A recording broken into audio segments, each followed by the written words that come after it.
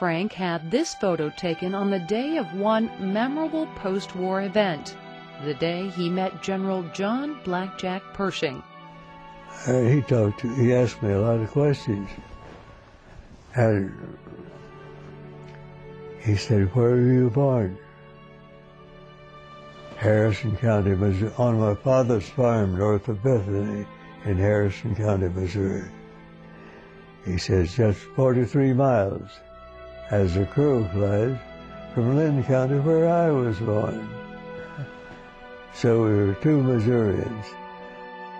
Frank collected his military pay, totaling $143.90 for his 2 years of military service.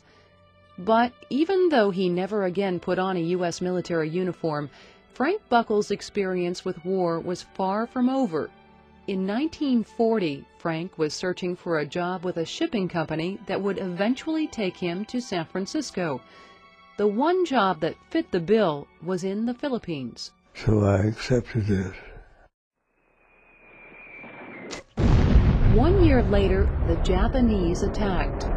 Frank Buckles soon found himself a prisoner of war, first at Santo Tomas internment camp, later at Los Baños, not far from Manila.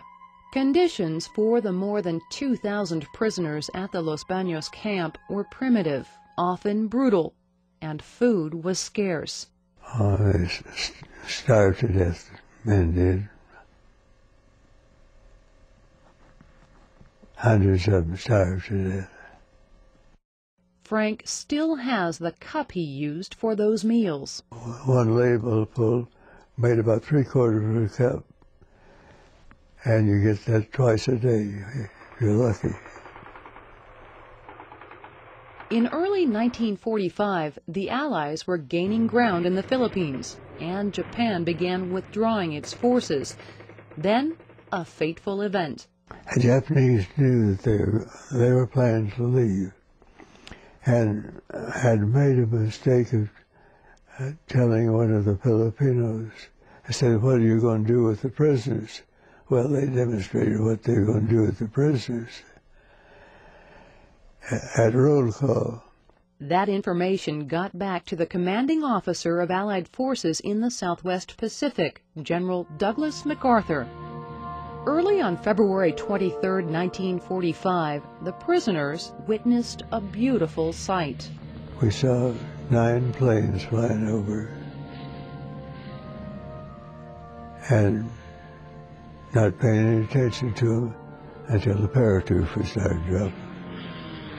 Units of the 11th Airborne Division rescued more than 2,100 Allied prisoners that day, including one Frank Woodruff Buckles, free at last after 3 years and 2 months of imprisonment.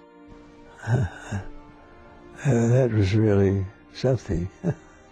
But in addition to the memories, Frank also had to deal with one other side effect of his ordeal, a result of the acute malnutrition all the prisoners experienced. Had very, which affected the nervous system.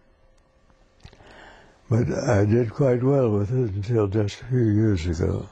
In fact, Frank Buckles went on to a much more physically demanding life 9 years later, here at Gapview Farm. He took up farming when he was 52 years old. I remember him tossing hay bales by himself, putting up 20,000 hay bales one year when he couldn't get anybody to help in the 60s, which would make him 65, 66. Susanna also recalls a childhood filled with stories from her father's life. I'd say, "Papa, tell me a story." And I already had it worked out in my mind with the chapters. Tell me about when you were a little boy in Missouri. Tell me about when you were in France. Tell me about when you joined the Army.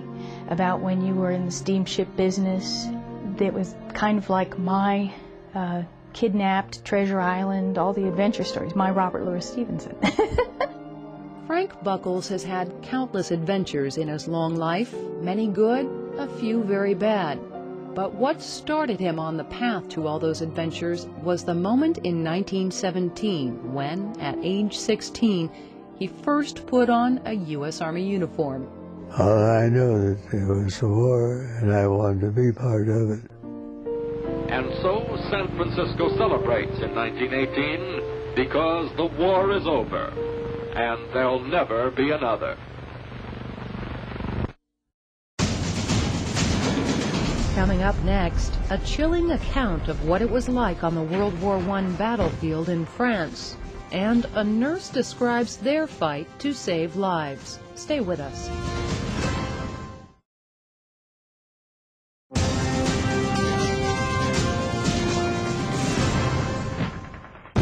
The battles of the First World War were like nothing the young American forces had ever seen, and they were far from ready for what they faced. They weren't skilled, and nor were their commanding officers. They had a very small pool of officers to choose from to do the training. The U.S. Army was brought up on the western frontier. The lessons in this war were often learned the hard way. Many families back home in America learned of the horrors of the battlefield through the writings of their loved ones. Corporal Joe Rizzi, who served with the 110th Engineers in France, wrote of his feelings in the midst of the fight. I want to say right now how I felt in advancing in a front wave for the first time in my life against an enemy. Shells were shrieking ominously over our heads, and their screams seemed to have a devilish joy in landing to kill some poor unfortunate mother's son. The whining of bullets was enough to make you wonder how long a person could be missed by them. I wiped my forehead and it was sweaty, cold sweat. You see in the movies, the men would get called up into the trenches, and in cases they would climb up these ladders and go over the top, as it was said, and charge across what was known as no man's land, because it had changed hands so many times that nobody really owned this area. Sergeant Hobart McKinley Thomas served with the 28th Infantry in France. In a letter home, he gave this chilling account. We held for 3 days before being relieved by another regiment. It was 3 days of hell.